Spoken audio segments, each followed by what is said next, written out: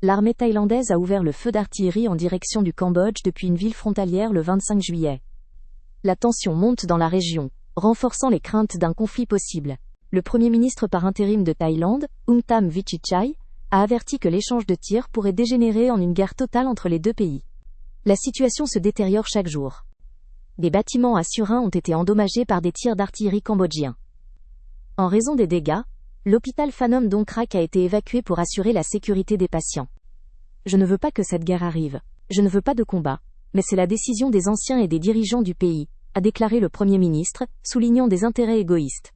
Selon lui, les causes du conflit ne sont pas seulement la frontière contestée, mais aussi les intérêts personnels des dirigeants.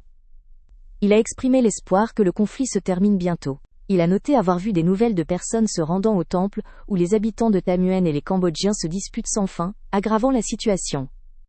Ce serait bien que cela se termine. Juste complètement terminé, a-t-il ajouté, souhaitant la paix et la fin du conflit.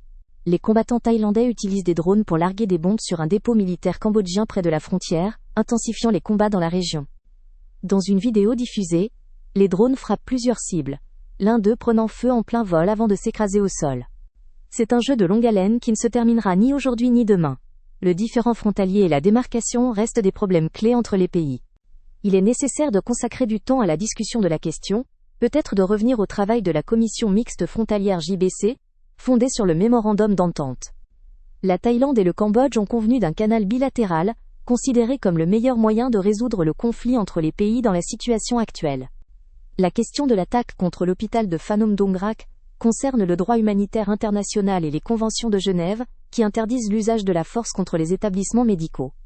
Je pense que l'Organisation des Nations Unies a peu de possibilités de prendre des décisions contraignantes dans le différend entre la Thaïlande et le Cambodge, mais l'ONU peut initier des négociations. Les négociations pourraient ralentir l'escalade du conflit et empêcher la détérioration de la situation entre les pays, favorisant une résolution pacifique du différend. Le Cambodge est partie au statut de Rome de la Cour pénale internationale, tandis que la Thaïlande n'a pas signé ce document. En conséquence, l'affaire ne peut être portée devant la Cour pénale internationale sans le consentement des deux parties, mais un tel consentement peut être obtenu. Un représentant des forces armées thaïlandaises a déclaré que 130 000 personnes ont été évacuées en raison des affrontements dans 12 districts à la frontière avec le Cambodge. La Thaïlande et le Cambodge échangent pour le deuxième jour consécutif des tirs d'artillerie massifs dans les combats les plus acharnés des dernières décennies. Malgré les appels internationaux à un cessez-le-feu, les forces cambodgiennes continuent d'utiliser des armes lourdes et des moyens de soutien de feu à longue portée. Ces attaques touchent à la fois les positions avancées et les zones arrières, affectant principalement les civils et leur sécurité. Des affrontements ont été signalés dans 12 districts, y compris Chongbok et Chonglanma. Le ministère de l'Intérieur a évacué plus de 130 000 citoyens à travers les provinces de Surin, Ubon Ratchathani, Sisaket et Buriram. Près de 100% de la population locale dans les zones touchées a déjà été évacuée. Au moins 16 personnes sont mortes, et des dizaines de milliers ont quitté leur domicile en raison de l'escalade du conflit frontalier. Les deux parties s'accusent mutuellement d'avoir déclenché le conflit. Vendredi, les déclarations sont devenues particulièrement virulentes. La Thaïlande a accusé le Cambodge d'attaques délibérées contre des civils. Le Cambodge a déclaré que la Thaïlande utilisait des munitions à sous-munitions, une arme controversée et largement condamnée. Cela a aggravé la condamnation internationale du conflit. Le président français Emmanuel Macron a annoncé la décision de reconnaître l'indépendance de l'État palestinien. Une déclaration officielle sera faite en septembre lors de l'Assemblée générale de l'ONU. Macron a souligné que la France maintient son engagement historique en faveur d'une paix juste et durable au Moyen-Orient. La reconnaissance de la Palestine est une étape importante dans cette direction. Aujourd'hui, la priorité est de mettre fin à la guerre à Gaza et d'apporter une aide à la population civile, a souligné le président français dans son message sur les réseaux sociaux. Le vice-président de l'Autorité nationale palestinienne, Hussein Hacheikh, a exprimé sa gratitude au président français pour la reconnaissance des intentions de son pays. En septembre, la reconnaissance de l'État palestinien sera discutée à l'Assemblée générale de l'ONU. Nous remercions le président Emmanuel Macron pour sa lettre adressée au président Mahmoud Abbas. Dans sa lettre, Macron a confirmé la position constante de la France et a annoncé son intention de reconnaître l'État de Palestine en septembre. C'est une étape diplomatique importante. Nous exprimons également notre gratitude à l'Arabie saoudite pour les efforts qu'elle déploie avec la France afin de faire reconnaître l'État de Palestine sur la scène internationale. La position de la France reflète son engagement envers le droit international et le soutien aux droits du peuple palestinien, à l'autodétermination et à la création d'un État indépendant. Le secrétaire d'État américain Marco Rubio a déclaré que Washington rejette le plan du président français de reconnaître l'État palestinien, qualifiant cette décision d'irréfléchie. Les États-Unis rejettent fermement le plan d'Emmanuel Macron, le considérant comme imprudent et dangereux pour la paix, car il sert la propagande du Hamas. Selon les États-Unis, cette décision fait reculer la paix et insulte les victimes des événements du 7 octobre, compliquant le processus de paix. Donald Trump a également commenté la situation, qualifiant la reconnaissance de l'État palestinien de contre-productive pour la France. Il a noté que Macron a fait cette déclaration, mais qu'en fin de compte elle n'a pas d'importance, car il est un « joueur d'équipe normal » et ses paroles n'ont pas toujours d'influence. Trump a ajouté que bien qu'il aime Macron, la déclaration de reconnaissance de l'État palestinien ne pèse rien et ne changera pas la situation actuelle. Cette déclaration n'a pas de poids. Pendant ce temps, l'ancien diplomate Martin Collier a soutenu l'initiative de Macron, soulignant que mettre fin à la situation apocalyptique à Gaza est une priorité absolue.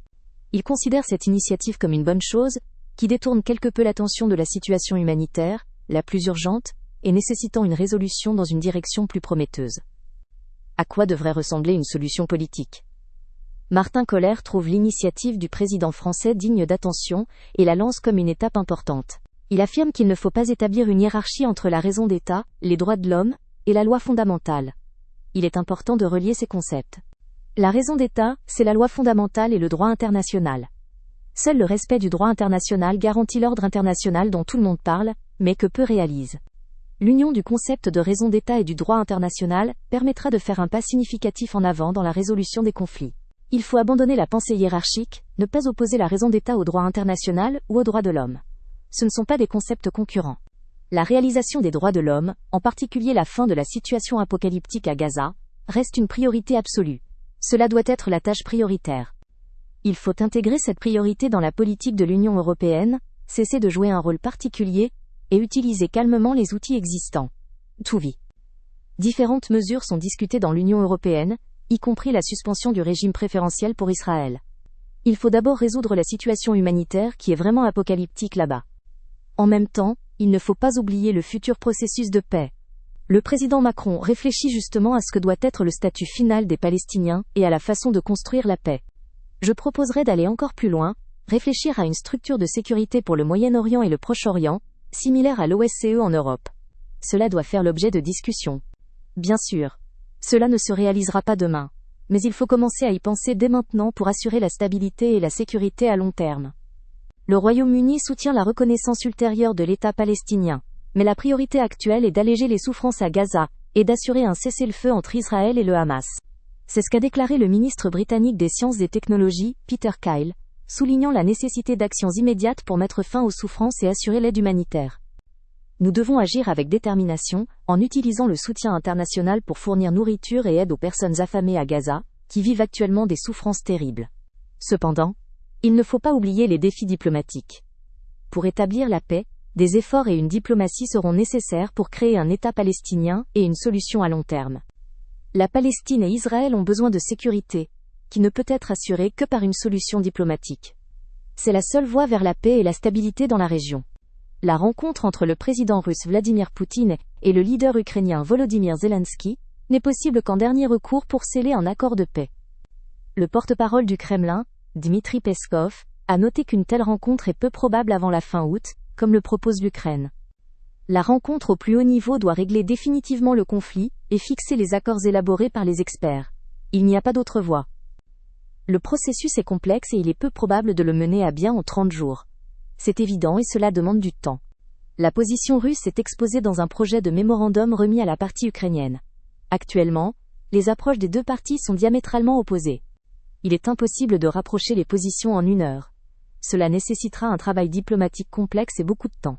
Le président turc Recep Tayyip Erdoğan a déclaré qu'il pourrait discuter cette semaine avec ses homologues russes et américains de la possibilité d'une rencontre à Istanbul. L'objectif de la rencontre est de discuter de la guerre en Ukraine et de trouver des moyens d'y mettre fin dans le cadre des négociations à Istanbul. La semaine dernière, les délégations russes et ukrainiennes se sont rencontrées à Ankara. La partie ukrainienne nous a rejoints avant le voyage à Siragan. Je les ai personnellement accueillis et ai tenu des réunions. Bien sûr, j'ai également parlé avec le président russe Vladimir Poutine et lui est demandé de soutenir ces négociations. Nous espérons son aide. Peut-être déjà cette semaine, après des conversations téléphoniques avec Poutine et le président américain Donald Trump, nous tenterons de réunir les dirigeants à Istanbul pour poursuivre les négociations. Rappelons que le troisième cycle de négociations entre l'Ukraine et la Russie a eu lieu mercredi 23 juillet. À l'issue, le secrétaire du Conseil de sécurité nationale ukrainien a parlé de la proposition. L'Ukraine a proposé à la Russie de tenir une rencontre au niveau des dirigeants avant la fin août pour faire avancer le processus de règlement pacifique. C'est une étape importante dans le dialogue entre les parties. La tragédie s'est produite le 24 juillet. Un avion de passagers AN-12 de fabrication russe avec 48 personnes à bord s'est écrasé en Extrême-Orient. L'avion se préparait à atterrir, mais toutes les personnes à bord sont décédées, ont rapporté les autorités régionales et les sauveteurs travaillant sur le site du crash. Le fuselage de l'avion, construit à l'époque soviétique et âgé de près de 50 ans, a été découvert depuis les airs par un hélicoptère. Les enquêteurs ont ouvert une affaire pénale pour violation possible des règles de circulation aérienne et d'exploitation ayant entraîné la mort de plus de 2 personnes. Le site du crash était difficile d'accès, sans route d'approche, et une équipe de sauvetage de plus de 100 personnes a dû utiliser des équipements lourds. Le comité d'enquête travaille déjà, les sauveteurs aident à identifier les fragments de corps. L'avion est tombé, et ce sont principalement des parties de corps qui se trouvent sur place. Tout l'équipement nécessaire est disponible pour l'identification des corps. La planification des travaux se poursuit, et les premières 24 heures donnent seulement une idée générale du rythme et de l'ampleur du travail. Dans un jour ou deux, une meilleure compréhension de la vitesse et du volume des travaux apparaîtra, et il sera clair combien de jours seront nécessaires pour terminer l'opération. L'examen du lieu de l'accident se poursuit. Les enquêteurs enregistrent la situation au moment du crash pour une analyse ultérieure. Les enregistreurs de bord ont été extraits, ainsi que les corps sous les débris. Les travaux d'enquête et de sauvetage continuent. N'oubliez pas de vous abonner à la chaîne, de liker et d'activer la cloche pour ne pas manquer les nouvelles vidéos.